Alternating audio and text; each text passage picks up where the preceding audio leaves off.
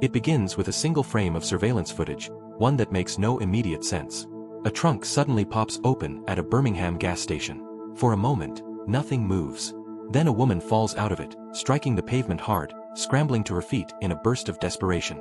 She runs barefoot toward the store, turning once, as if confirming the car is still behind her.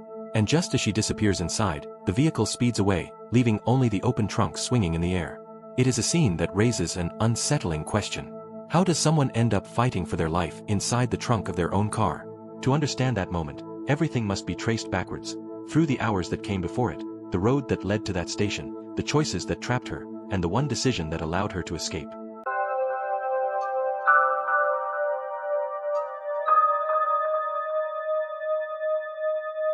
It begins in a quiet Birmingham neighborhood on a night that was supposed to be ordinary. Her name was Brittany Diggs, a 25-year-old nursing student with a routine that was predictable, structured, and safe. She returned home the same way she always did, parking close to her apartment, carrying her bag, thinking only of school and the week ahead. There was nothing unusual in the air. No footsteps behind her. No warning. But someone had already chosen this moment. In the shadows near her building, a man was waiting. 28-year-old Manuel Towns, a stranger to her but familiar to police. His record showed a pattern of crimes that relied on surprise, intimidation, and speed. And on this night, he had chosen Brittany as his target. She didn't see him until he was already close. She didn't have time to run. And within seconds, the quiet night became something else entirely. Towns forced her at gunpoint into her own car. Investigators later described his movements as controlled and practiced, swift enough to prevent escape, and deliberate enough to leave little room for resistance. Once inside, he drove with a mixture of urgency and calculation, weaving through neighborhoods while demanding information, money, and access. From that moment on, Brittany's world reduced to a moving space she could not leave, beside a person she could not predict. He kept the gun visible. He kept the commands short. He kept the car in motion. But his plan was not simple robbery. It was a sequence of escalating actions, each one taking her deeper into danger. At the first ATM, Brittany tried her card. The balance was low. Towns grew agitated. He drove to a second location. When the second attempt failed, something in him shifted, fear turning into anger, anger into instability. And then the situation changed completely. Towns ordered Brittany out of the driver's seat and into the trunk. The motion was forced. The decision abrupt. Investigators believe this was the moment where Brittany's chances of survival narrowed significantly.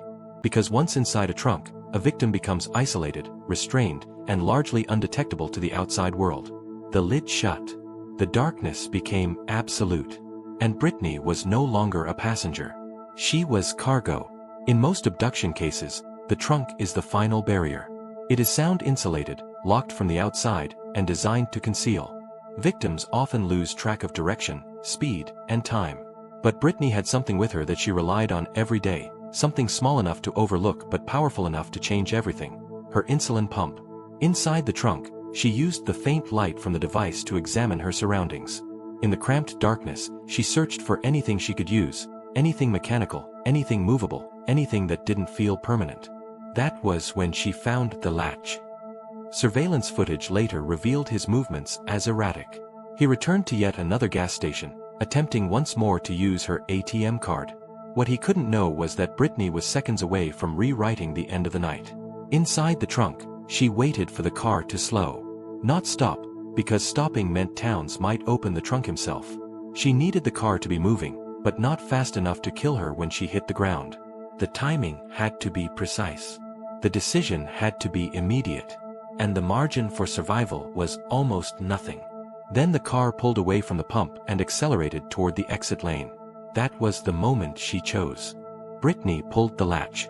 The trunk opened. Cold air rushed inside. The ground blurred beneath her.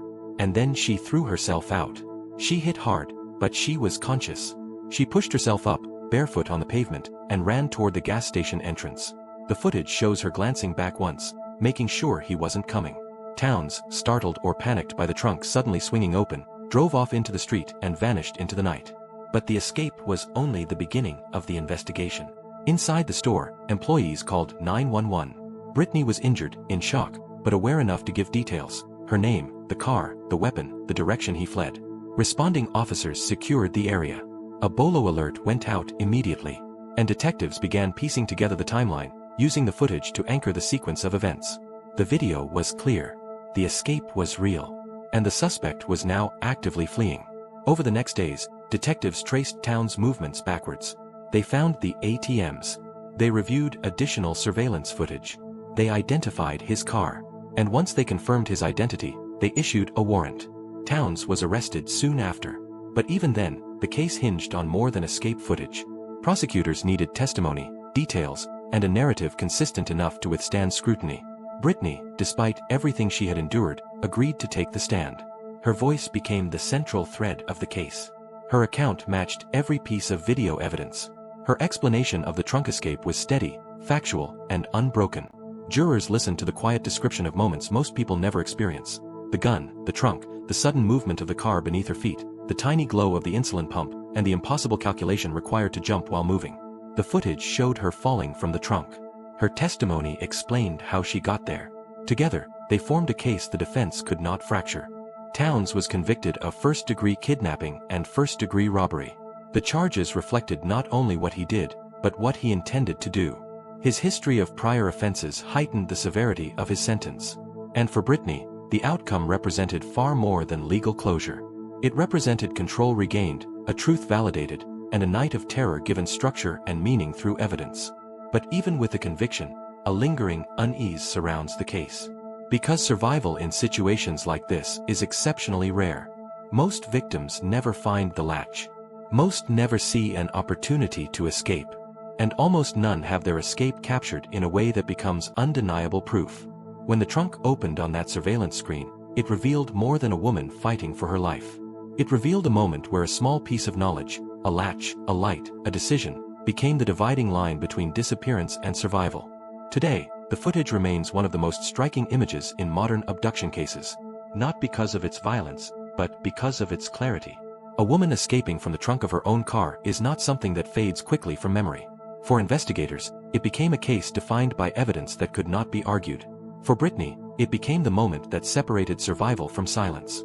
And in the final frame of the video, the message is unmistakable. The trunk opens. She falls. She runs.